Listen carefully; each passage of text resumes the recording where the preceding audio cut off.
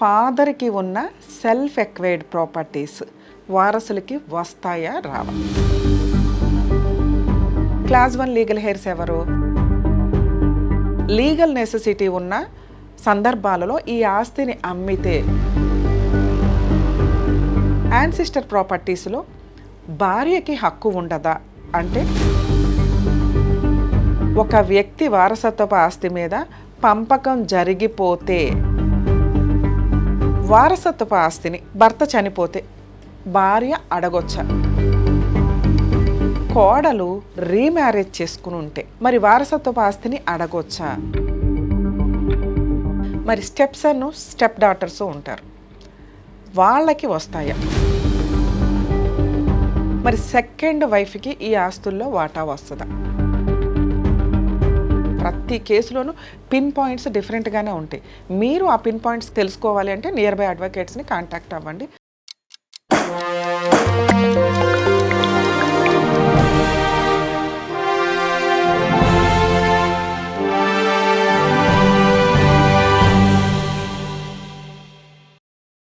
న్యాయవేదికకు స్వాగతం. జనరల్గా జనాలకి ఒక రకమైన డౌట్స్ ఉంటాయి. ఎందుకంటే ఆస్తులకి సంబంధించి సోషల్ మీడియాలో కానీ ఎక్కడైనా వింటున్నప్పుడు ఎక్కువగా మనం వినేది హిందూ వారసత్వపు ఆస్తులకి సంబంధించి హిందువులకి ఎటువంటి రైట్స్ ఉంటాయి, ఆడపిల్లలకి మగపిల్లలకి ఈక్వల్ రైట్స్, ఇట్లా కామన్గా వింటూ ఉంటారు కదా. ఇవన్నీ మీరు వినేది మ్యాక్సిమం హిందూ సక్సెషన్ యాక్ట్కి సంబంధించి మాత్రమే. అంటే హిందువుల యొక్క పార్టీషన్ సూట్స్ ఆస్తి పంపకాల యొక్క విధానం వేరుగా ఉంటుంది, క్రిస్టియన్స్కి వేరుగా ఉంటుంది, ముస్లిమ్స్కి వేరుగా ఉంటుంది. అన్నీ ఒకటి కాదు. ఇప్పుడు మనం మాట్లాడుకుంటున్నది హిందూ సక్సెషన్ యాక్ట్ గురించి. అంటే హిందువులకి ఆస్తులు ఉంటే ఆ పంపకాలు ఎలా ఉంటాయి? కామన్గా అందరికీ తెలుసు, ఈ మధ్య ఆఫ్టర్ 2005 యాక్ట్ ప్రకారం మహిళలకి ఆడపిల్లలకు కూడా తండ్రి ఆస్తిలో ఈక్వల్ షేర్స్ అని. ఇవి మనం ఇండివిజువల్గా మాట్లాడుకుందాం. ఇక్కడ ఫాదర్ ఒక పార్ట్గా మనం మాట్లాడుకుంటే ఫాదర్కి ఉన్న సెల్ఫ్ ఎక్వైర్డ్ ప్రాపర్టీస్ వారసులకి వస్తాయా రావా? ఒక పార్ట్.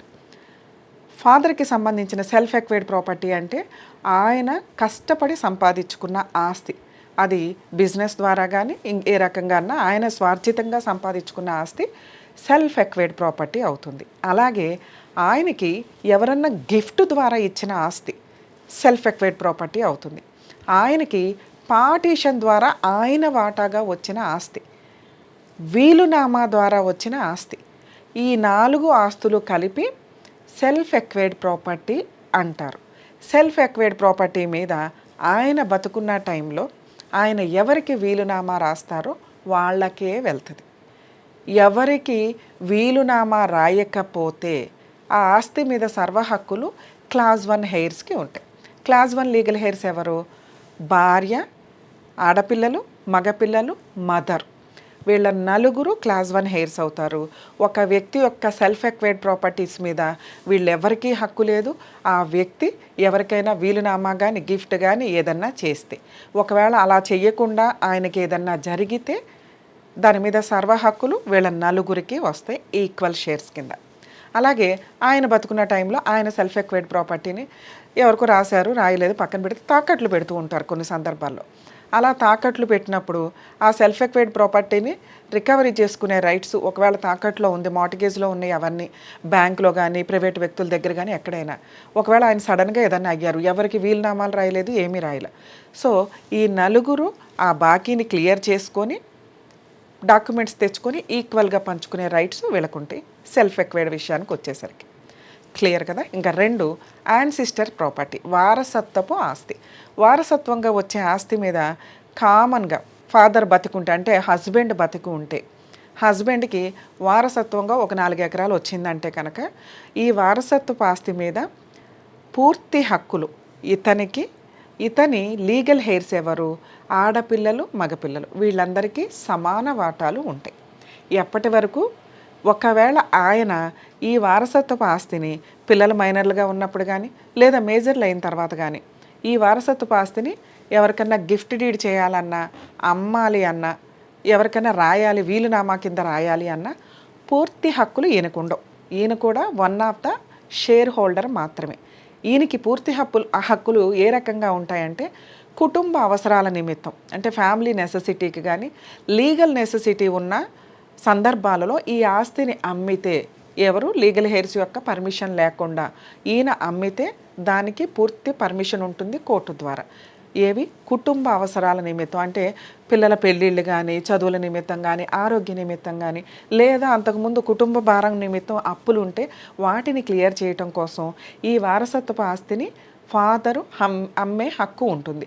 కొన్ని సందర్భాల్లో పిల్లలు మేజర్లు అయితే వాళ్ళ సిగ్నేచర్ కూడా తీసుకుంటారు. ఒకవేళ పిల్లలు మేజర్లు అయినప్పటికీ చిన్నపిల్లలే, ఇంకా అంత అవేర్నెస్ ఉండదు. ఈయన కుటుంబ అవసరం కోసం ఎమర్జెన్సీగా అమ్మేయాల్సి వస్తే ఈ ఆస్తిని తీసుకెళ్ళి అమ్మేసే రైట్స్ ఉంటాయి. తర్వాత పిల్లలు పెళ్ళిళ్ళు అయిపోయి మేజర్లు అయినాక ఇది అట్లా అమ్మారు, మా సంతకాలు లేవు అని కేసులు వేసినప్పటికీ కూడా ఈ ఫాదర్ ఉంటే ఈయనే ఎక్స్ప్లెనేషన్ ఇస్తాడు. ఒకవేళ ఫాదర్ లేకపోతే కొనుక్కున్న వ్యక్తులు ఆయన ఏ సందర్భంలో అమ్మారు అనే దానికి ఎక్స్ప్లెనేషన్ ఇస్తే అది లీగల్గా వ్యాలిడ్.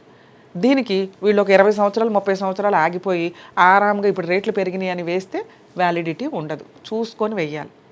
ఇక ఇటువంటి ప్రాపర్టీ కేసులకి సంబంధించి చెప్తున్నప్పుడు అందరికీ ఎట్లా అంటే దీంట్లో ఒక వీడియోలో పూర్తి ఎక్స్ప్లెనేషన్ ఇవ్వలేం.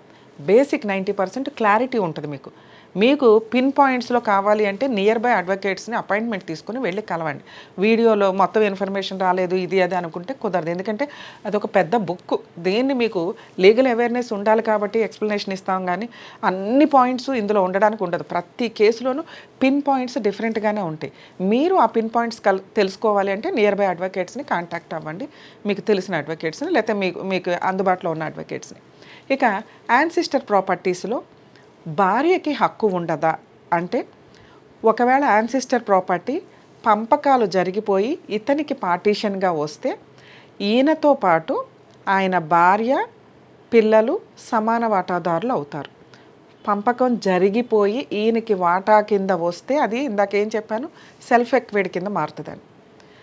ఒకవేళ ఈయన ఆ వారసత్వంగా వచ్చిన ఆస్తి ఈయన పేరు మీదకి మారిపోయింది, ఈయన నడిపిస్తూ ఉన్నాడు, దీని మీద ఎటువంటి వీలునామా కానీ ఏమీ రాయలేదు, ఈయనకి ఏదన్నా అయితే భార్య కూడా ఈక్వల్ షేర్ హోల్డర్ అవుతుంది. అలాగే వాళ్ళ అమ్మగారు కూడా, ఆ వ్యక్తి యొక్క అమ్మ భార్య ఆడపిల్లలు మగపిల్లలు సమాన వాటాదారులు అవుతారు. అది సెల్ఫ్ ఎక్వైడ్ ఎవరికి రాయకుండా వదిలేసిన ఆస్తి అయినా వారసత్వపు ఆస్తి అయినా కూడా ఆయన షేర్కి వీళ్ళందరూ వారసులు. ఏదైతే యాన్సిస్టర్ ప్రాపర్టీ అలా ఆయన మెయింటైన్ చేస్తూ వెళ్తున్నాడు, ఇంకా ఈయన పేరు మీద కూడా మారలేదు, మారకుండా గబుక్కుని ఏదన్నా అయినప్పుడు ఈయనకి ఏదైతే షేర్గా వస్తుందో ఆ షేర్ మీద భార్యకి ఈక్వల్ షేర్స్ ఉంటాయి. ఇది కొంచెం కన్ఫ్యూజ్గా అనిపించినప్పటికీ ఒక వ్యక్తి వారసత్వపు ఆస్తి మీద పంపకం జరిగిపోతే ఆ ఆస్తి మీద ఆయన పిల్లలు భార్య ఈక్వల్ షేర్ హోల్డర్సు. పంపకం జరగకపోతే పిల్లలు వెళ్ళి ఆయన ఉన్న టైంలో, ఆయన బతుకున్న టైంలో వాళ్ళ వాటా అడగొచ్చు. సెల్ఫ్ ఎక్వైర్డ్ ప్రాపర్టీస్ని ఆయన బతుకున్న టైంలో అడగడానికి లేదు. ఒకవేళ ఆయన ఎవరికైనా రాసేస్తే ఆయన తదనంతరం ఆయన చనిపోయిన తర్వాత కూడా అడగడానికి ఉండదు. ఇక థర్డ్ పాయింట్, వారసత్వపు ఆస్తిని భర్త చనిపోతే భార్య అడగొచ్చా?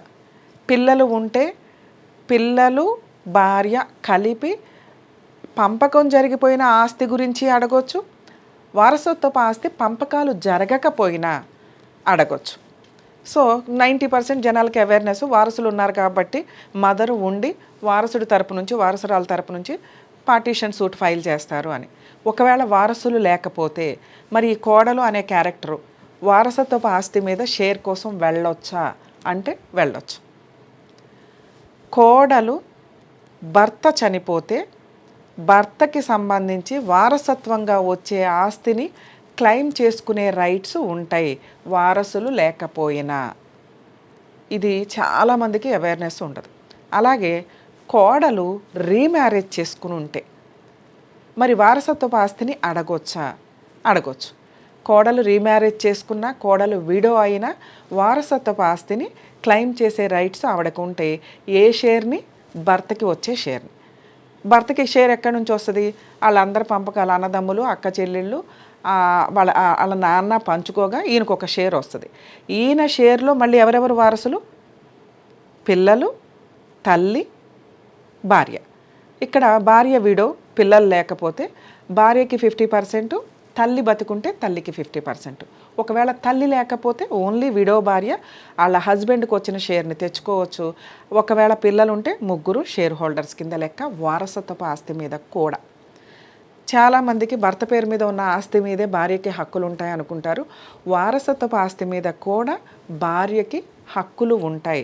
ఆయన ఒకవేళ తెచ్చుకుంటే తెచ్చుకున్న షేర్ మీద ఉంటుంది, తెచ్చుకోకపోతే పిల్లలతో పాటు ఆయనకు వచ్చే వాటా మీద అత్తగారితో పాటు పిల్లలతో పాటు కోడలు కూడా one of the share holder.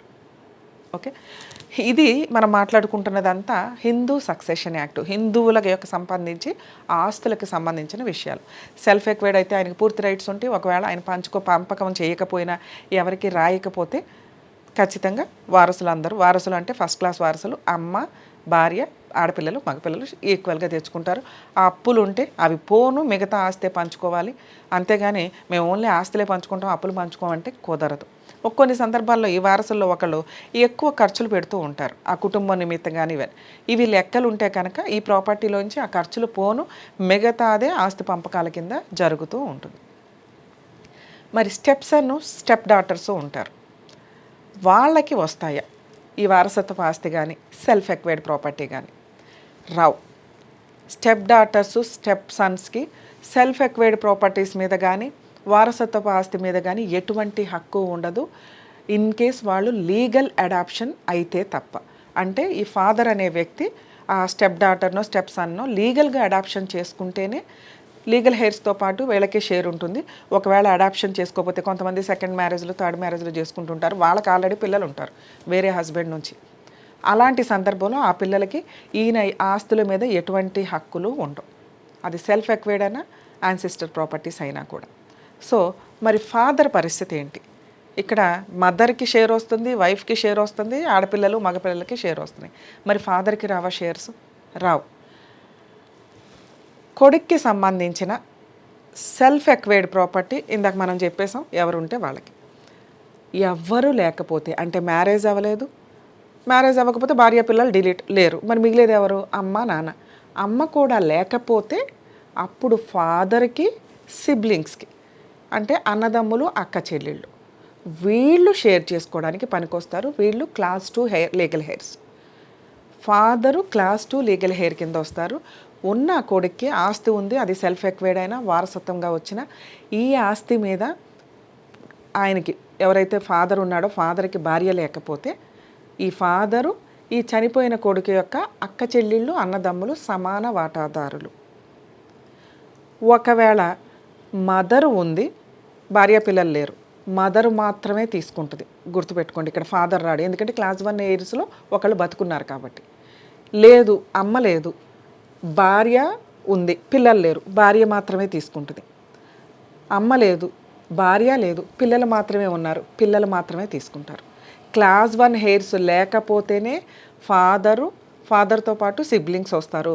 ఒకవేళ సిబ్లింగ్స్ లేకపోతే ఫాదర్ ఒక్కడే తీసుకుంటాడు. ఒకవేళ ఫాదర్ లేరు, సిబ్లింగ్స్ ఉన్నారు, సిబ్లింగ్స్ మాత్రమే తీసుకుంటారు, ఆడపిల్లలైనా మగపిల్లలైనా.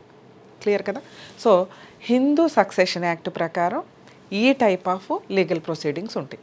ఇక్కడ ఇంకొక ప్రాసెస్, మరి సెకండ్ వైఫ్కి ఈ ఆస్తుల్లో వాటా వస్తుందా? ఫస్ట్ వైఫ్ నుంచి లీగల్గా డైవర్స్ తీసుకొని ఉంటే సెకండ్ వైఫ్కి ఈయన సెల్ఫ్ ఎక్వైర్డ్ ప్రాపర్టీస్ మీద షేర్స్ వస్తాయి. ఫస్ట్ భార్య పిల్లలు, సెకండ్ భార్యకి ఈయన ద్వారా పిల్లలు పుడితే వాళ్ళు కూడా ఫస్ట్ భార్య పిల్లలకి ఏ రైట్స్ అయితే ఉంటాయో ఆ రైట్స్ సెకండ్ భార్య పిల్లలకు కూడా వస్తాయి. అలాగే సేమ్ వారసత్వ ఆస్తులు కూడా ఈక్వల్. ఇందాక నేను చెప్పిందే సెకండ్ మ్యారేజ్ చేసుకున్న వైఫ్కి కూడా ఇంప్లిమెంట్ అవుతుంది. ఇది హిందూ సక్సెషన్ యాక్ట్ ప్రకారం ఆస్తి పంపకాలు. 90% క్లారిటీ ఇచ్చినప్పటికీ కూడా పిన్ పాయింట్స్ మీద డౌట్స్ ఉంటే అవి నియర్ బై అడ్వకేట్స్ని కాంటాక్ట్ అయ్యి తెలుసుకోండి. నెక్స్ట్ వీడియోలో క్రిస్టియన్ ఆస్తి పంపకాలు ఎట్లా ఉంటాయి, ముస్లిమ్స్ ఆస్తి పంపకాలు ఎలా ఉంటాయి అనేది నెక్స్ట్ వీడియోలో తెలుసుకుందాం.